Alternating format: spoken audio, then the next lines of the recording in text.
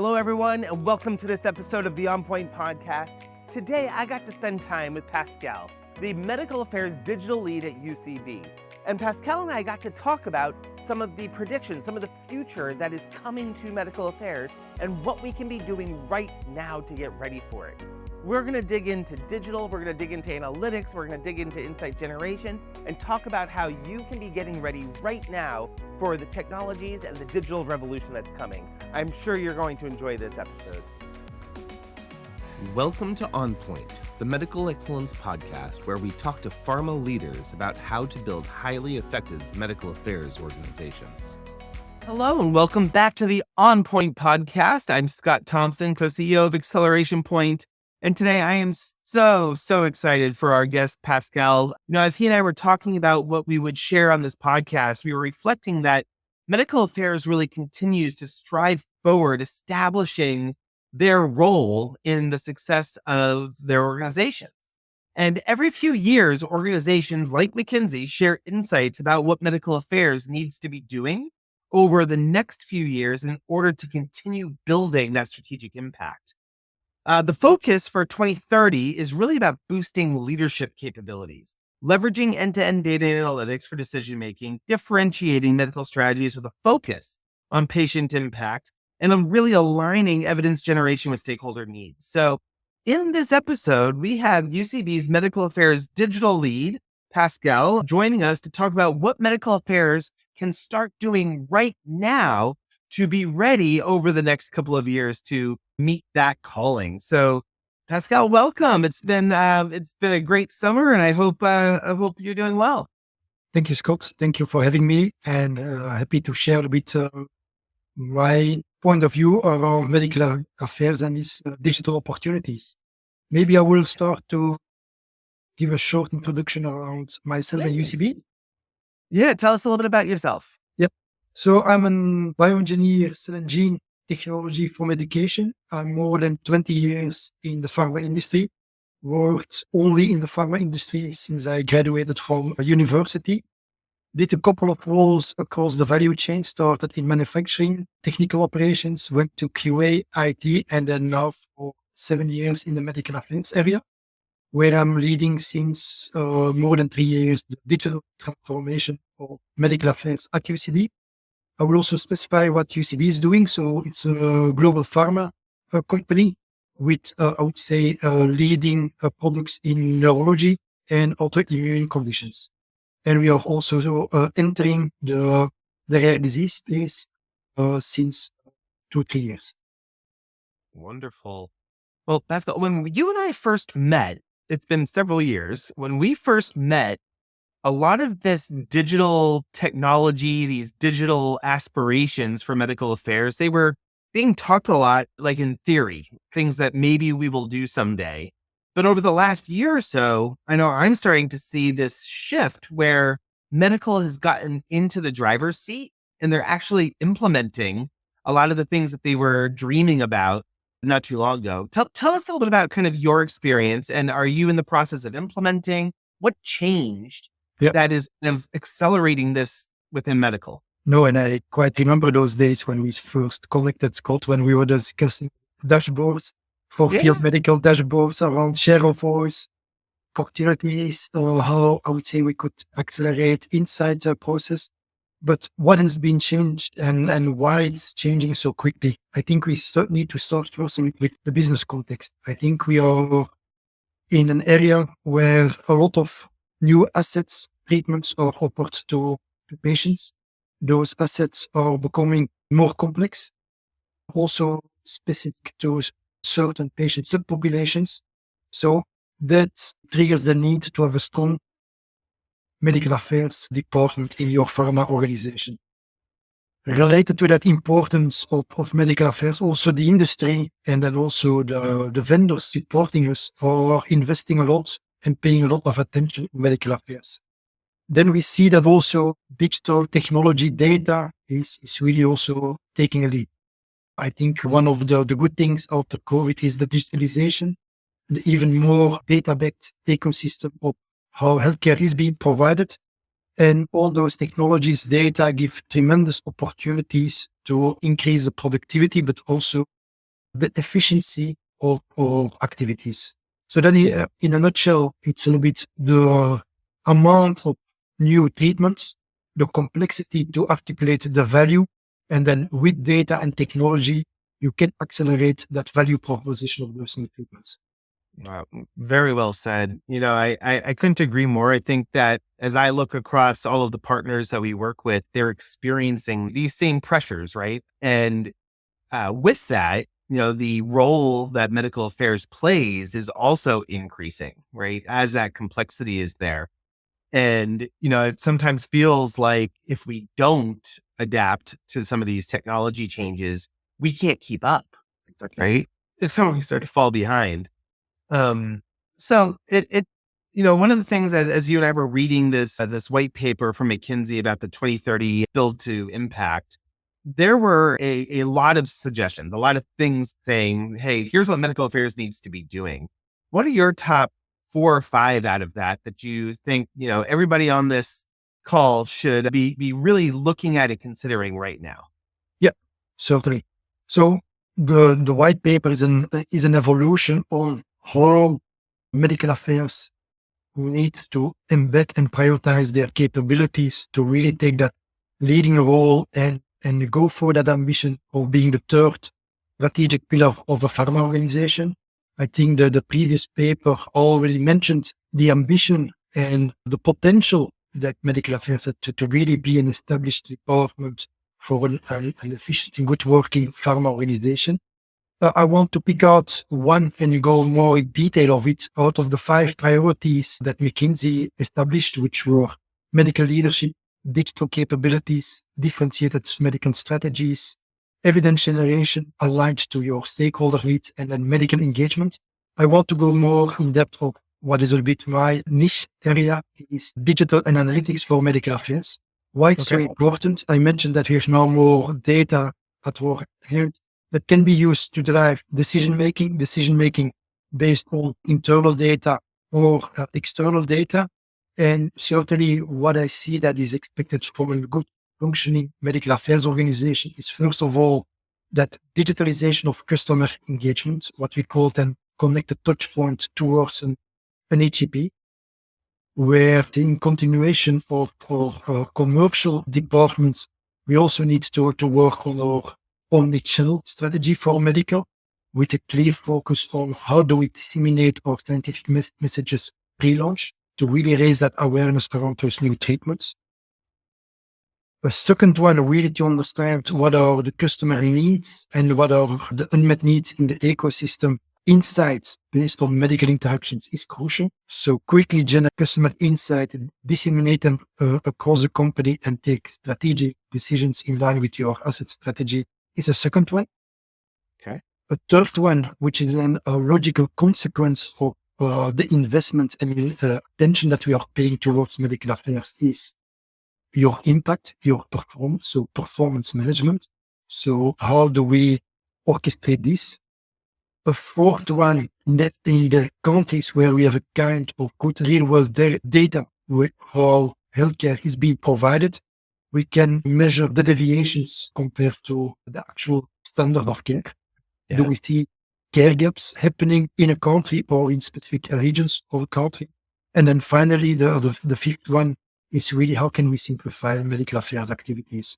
So I will just repeat the 5 important ones. Customer engagement, digitalization of customer engagement for medical, insights generation, impact, performance measurement of medical affairs, the ability to really understand and identify and quantify care gaps versus guidelines or the standard of care in that country. And then finally, simplify and automate your medical affairs activities. So there's a lot of work to do, I hear. Exactly, because you also knowing that the majority in the past, majority of investments, resource capacity and focus went to our commercial teams. Now we see that there is a shift happening, and certainly if we need to come at par of our commercial teams, a lot of investment and acceleration is required. Fantastic. Well, let's maybe jump into these in a little bit more detail then. So out of all of those, why don't we start with the end in mind, right? So you talked about, really measuring medical affairs impact in terms of changes in practice so that it becomes more aligned with standard of care. Yep. Tell us a little bit about how you've started experimenting with that. How is that being adopted and understood by your team? Because, we've been teaching that methodology for several years, and it seems to me as a pretty big mind shift for most of the medical teams I work with, where instead of thinking my job is to present data and have relationships, it's to change clinical practice. Exactly. So how is that being adapted, in your team? Yeah. So we started a bit from the principle, like you mentioned, how can we change clinical practice to ultimate positive patient outcomes? I mentioned in the beginning, we are offering in the industry more and more treatments targeted to specific patient populations and taking into account certain comorbidities. But for those treatments to deliver their expected patient outcomes, there is an adoption and change in clinical practice needed. As you mentioned, in medical, we were quite keen to use data to understand which are the relevant customers to engage. Later on, we used data to map out patient journeys, which is a bit quite cool. And now we can use those patient journeys to also see, based on real world data and majority it's claim data that we are using, to see along those patient pathway and in a relationship with the country or in the international guidelines based on the latest evidence activities, what is the baseline of how treatment should be provided. And then you see care gaps happening at the late diagnosis, which is quite a regular detection that we are seeing, that diagnosis of patients is delayed or taking too much time. But we also detected that once a patient is correctly diagnosed, that it also takes too much time to put in on the right treatment. So we confirmed delayed diagnosis. Patients that are correctly diagnosed are not putting directly on the right treatment. Secondly, we also detected that when patients are put on a treatment and not getting the necessary responses, that they are still staying on that same treatment. When there are other options, why are they not being switched to another treatment to see outcomes? And then we see also that a lot of steroids are still used. So that shows you that there are still unmet needs from an HCP level to understand how do we use those new treatments? How can we facilitate diagnosis? Based on those data, you see those gaps, you see a little bit the quantity of it, but you don't understand why this is happening. And then combined with your, I would say, insight process, you can then identify the why behind those data points.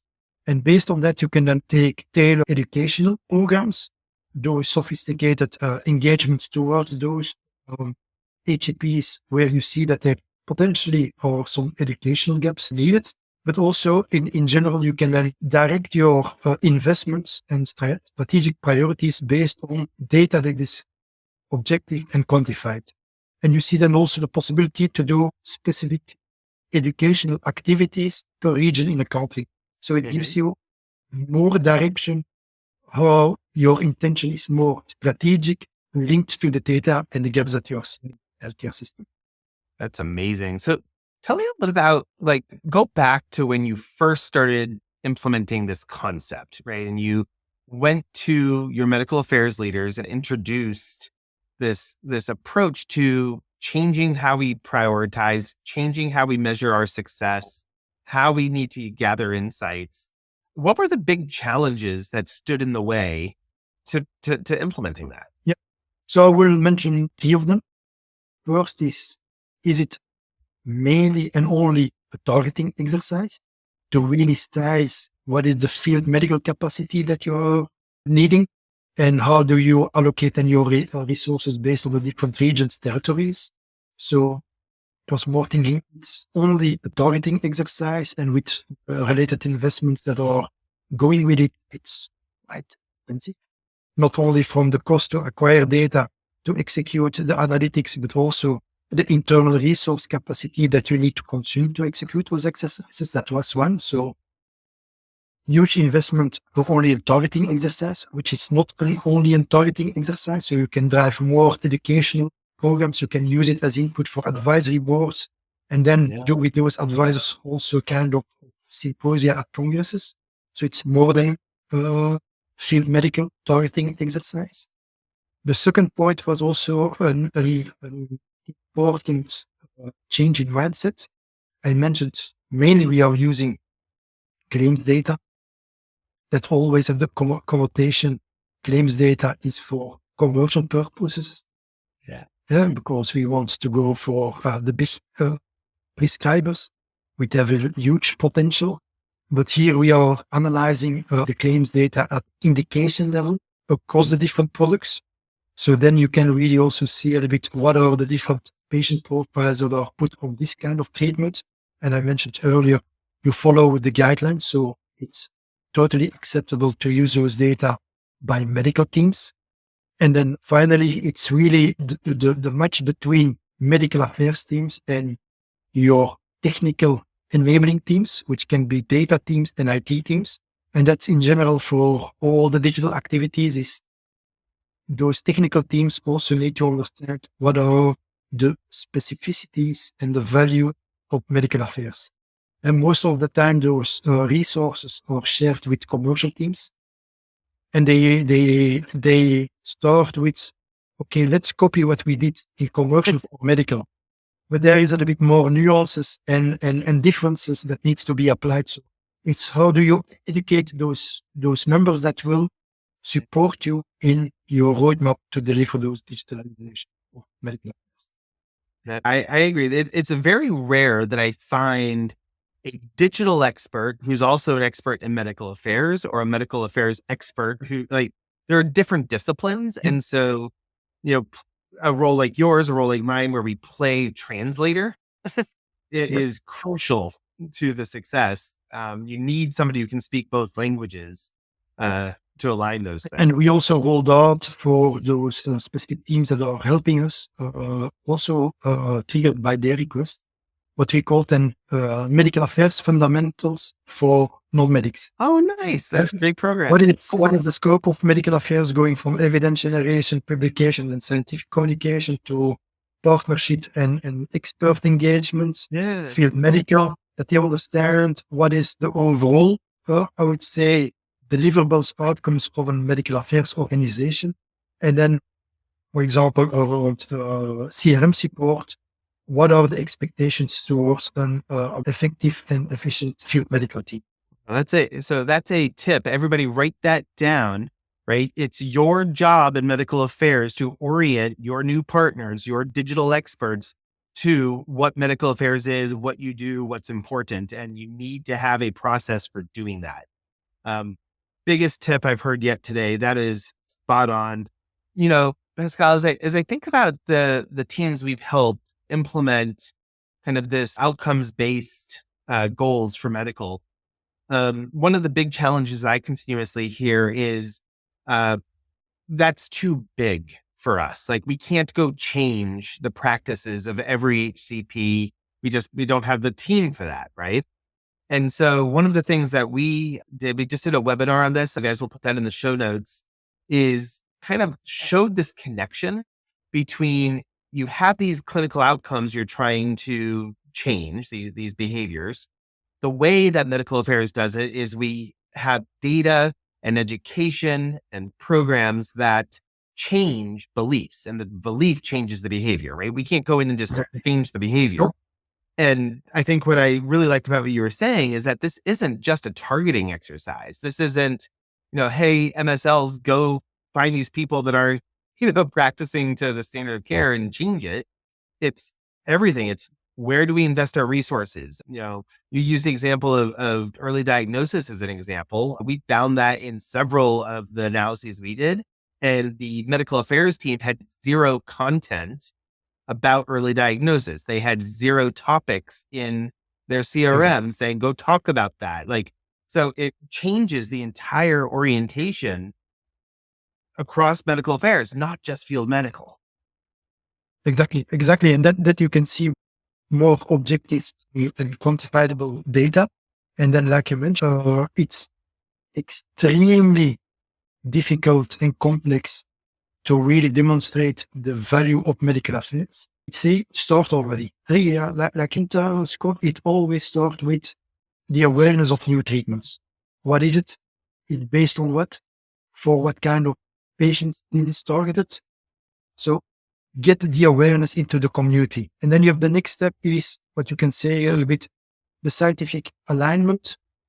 And then you're coming into beliefs, alignment. I accept it. Yeah. Other people are not yet convinced. So those you need to engage more or in another way to hopefully change their beliefs. So then you're coming in a kind of adoption process around beliefs. And at a certain stage, a couple of or a cohort of HCPs will adopt your solution. Then you will see this change in clinical practice and patient outcomes will follow on that. The limitation is that it's not something that happens over 1 year, 2 years, so it takes a little bit more time. But you need to start, you need to be convinced it's the right way. And with the data that we are having now, you can adapt your strategies and see what is working well in which kind of populations of HCPs we are changing the beliefs, what others need to change to get that belief and adoption. So there are different mechanisms to do it. It's a long-term, mid-term process, but we have today, I would say, the data and technology at hand to really drive that change of clinical practice forward. Yeah. Pascal, I think it's important that everybody realizes this is a multi-year strategy, right? It's something we work towards in every part of our organization for years. And that this clinical claims data is very much a lagging indicator, right? It's, after months, years of work, we see the change. Tell me a little bit about how your insight generation process has changed to help give some leading indicators to know if beliefs are changing ahead of time. So I mentioned earlier when we were discussing around analyzing and measuring the care gaps with real world data, that we see the care gaps, we have them identified and quantified, but we don't understand why those care gaps are occurring.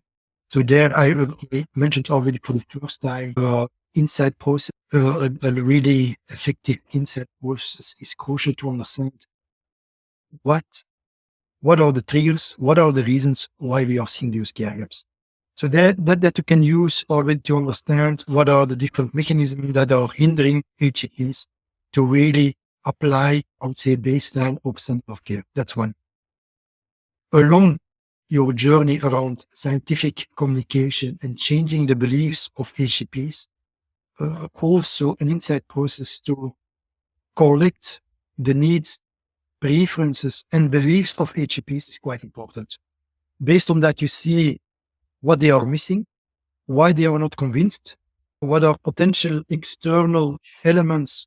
Is it industry practice, healthcare related due to access to treatment or competition that are also playing a role why your solution is not adopted. So with a good insight process, certainly for field medical, because they are doing those, I would say, direct PF interactions, and supplement it with advisory boards, your MedInfo data, you have a wealth of information to really unlock insights from medical sources that really can contribute to your asset strategy and accelerate the beliefs and adoption of your new treatments.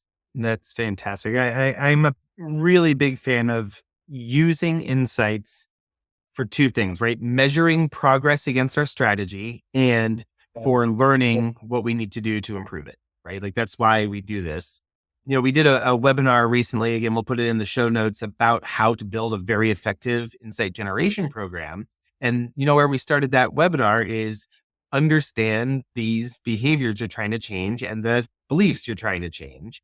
And by putting in a more structured approach to gathering those insights, right? These are the beliefs we're trying to change. Here's some anchor statements about how to measure it. You can actually get very quantifiable, calibrated data across the organization and actually see change before you'll see the behavior. So absolutely love that. Watch that in the show notes, guys. It's going to be fantastic. I want to drill into something else that you said that's important, which is as we start to identify this broader medical community that we're trying to influence, that we're trying to engage, the capacity of medical affairs to do so isn't really built that way.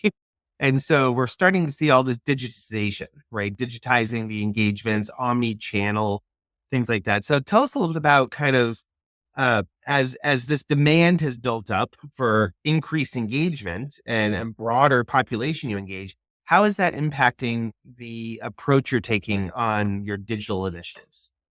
It's a quite important input, where the dimension of more engagement to more different audiences as well. But it all starts with customer experience. How can you deliver a customer experience? There are two simple and critical points. You need to deliver value to your customer to whom you are engaging. Secondly, potentially you're not always succeeding in providing the entire value to that customer.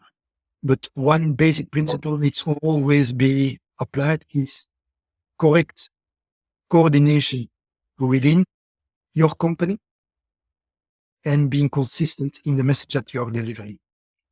And certainly we have more demands, and you can add digital tools and digital channels, which is relevant, but certainly internal, there is a huge change management that needs to happen to be coordinated and consistent. So one of the first elements before jumping on the hype of omnichannel and activating as much as channels, it's more that we said, okay, we want to be value driven. We want to understand our customer quite well. And in addition to that, we also want to see that we are consistent and coordinated from a UCB perspective to that customer.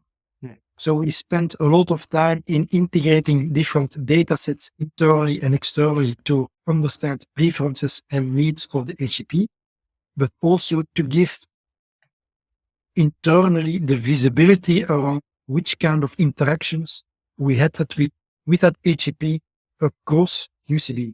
We started mainly within the medical community, where you have people that are contacting HCPs for congresses, for advisory boards. You have field medical, evidence generation, publications. How do we visualize or try to visualize those interactions across the medical community? The next step that we will apply is how can we also bring perspective of evidence clinical studies, the engagements that are happening by those departments. How can we also visualize that towards the medical community and from the medical community to the clinical teams, so that we can go for a kind of HCP 360 view around engagements with an HCP. And of course, commercial will benefit also of those data points, because they will see that pre-launch with which kind of customer did we engage, and then they can build on those data sets further to say, okay, how can those scientific experts or community experts influence my, I would say, HCPs that I'm targeting from a commercial perspective. So we invested a lot instead of first jumping on channels and digital tools to really generate an holistic view around engagements based on internal and external data. That's great. So step one is creating visibility across the medical channels.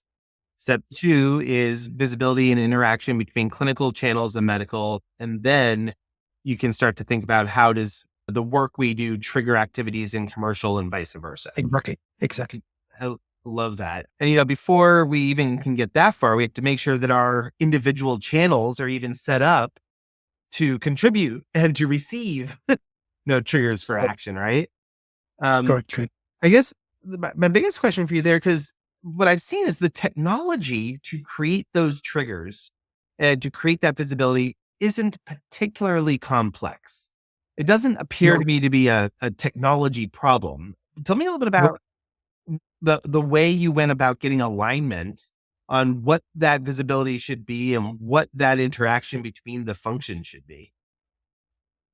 Indeed. So I think the most challenges are sitting in mindset of people, willingness to share the data, to get access to the data. I would not say it's easy, and there are still pockets in the organization where we need to do better. But if you start from, I would say, the principle, we want to drive value to a patient and his HCP, the value and the experience, the coordination should be key.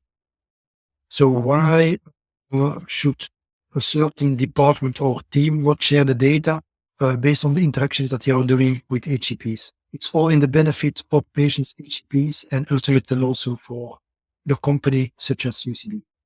But it's certainly a huge effort in convincing people to have more holistic and collective benefit than only looking to, I would say, the priorities and the outcomes for the team itself. So it needs to be more enterprise-wide. We picked up, and sometimes it takes time, but we are getting there. Wonderful. Let's speak specifically to the medical excellence, digital leads, operational leads that are being asked to implement these types of digital solutions. If you had to give them one or two pieces of advice, what is the biggest thing they need to do in order to ensure they have champions in their organization and have a sustainable change like this? Clearly articulate why we are doing that. What is the impact? What is also the consequence of not doing it? And most of the time, the activities that we are doing are linked to asset or enterprise strategy objectives. And then it's a combination of change management mindset, communication, clearly articulate what you want to achieve, the value proposition, but also act towards it. Yeah. And then certainly have close feedback loops with those end users to see, okay, if there are any hiccups or things that are not going as expected, that you can quickly remediate and potentially do small adaptations in your approach, because each country operates in a quite different way. You can't compare that each country will have the same solution in place. There needs to be some nuances based on how the ecosystem in that country has been set up. So it's really being close to the end user with your team, with your project team, and then being convincing in what you want to achieve, not making big dreams, but really being realistic and act towards that and deploy it in a good, sustainable way. Pascal, I have one last question for you. So you have clearly done a lot with the organization, and I'm sure learned a ton along the way.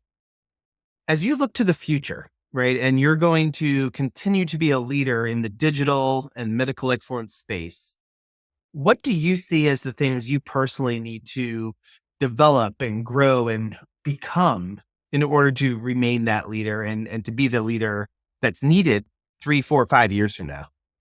Yep. Two main elements. It's going so hard, technology and data and solutions for medical affairs. Take now, for example, the rise of GenAI solutions. I think every vendor agency is offering a GenAI solution for medical. So what I want to say by that, there is a rapid acceleration of solutions, digital data, analytics solutions for medical affairs. So be at the forefront of that innovation, because be on top of it and be really that touch point between external solution environment and your company to really say what is happening, that your organization can stay on top of it, and then based on your company objectives, make the correct choices on which solutions will be beneficial for you. So it's really be at the verge of that innovation and digital and technology acceleration. To make that happen, you need to have investments, resource capacity that can secure budget, internal resources to deliver a digital roadmap for medical affairs. So you need to have also the necessary enterprise leadership to convince people, not only within medical affairs, because that's in majority the easier piece, but certainly also outside, because at a certain moment it goes around competing investments, competing resources and profiles. How do you secure them? So you need always to be in line with the company and the objectives, where does the company want to go in the next 3 to 5 years. So it's really a balance between, and I will not call it medical leadership, enterprise leadership for medical to secure capacity and investments, and also on the lookout to the external environment, what are possible innovative solutions that really can accelerate your ambition to improve patient outcomes.